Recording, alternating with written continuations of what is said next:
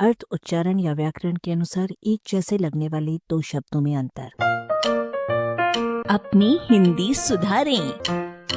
क्षति और हानि। चूंकि इन शब्दों के अर्थों में घाटा, नाश, बर्बादी, न्यूनता आदि समान रूप से विद्यमान है, इसलिए कोशों में इनका इस्तेमाल एक दूसरे का अर्थ बताने के लिए भी किया जाता है। अर्थात क्षति माने हानि और हानि माने क्षति। इनके बीच का अंतर पकड़ने के लिए आइए इनके भीतर की धातुओं के अर्थों को देखें। क्षति शब्द को बनाने वाली क्षण धातु के मुख्य अर्थ हैं चोट पहुंचाना, तोड़ना, नष्ट करना, जबकि हानि शब्द को बनाने वाली हा धातु के मुख्य अर्थ हैं कम होना, क्षय को प्राप्त करना, त्यागना।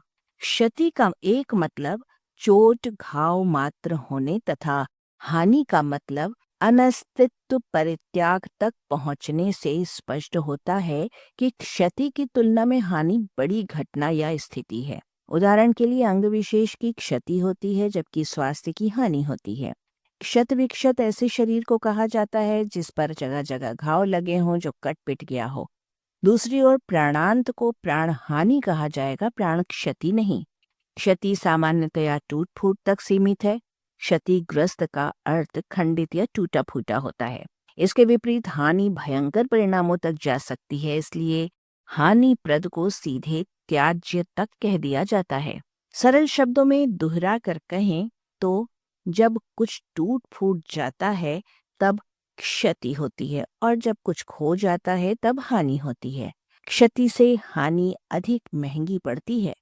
एक आधार पर और क्षति को हानि से छोटा कहा जा सकता है, वो ये कि प्लस की ओर क्षति की सीमा बस उसकी पूर्ति तक होती है, यानी क्षति पूर्ति हुई और बात खत्म, जबकि हानि की सीमा प्लस की ओर कभी खत्म ही नहीं होती। आगे चलकर वो लाभ की ओर बढ़ती चली जाती है।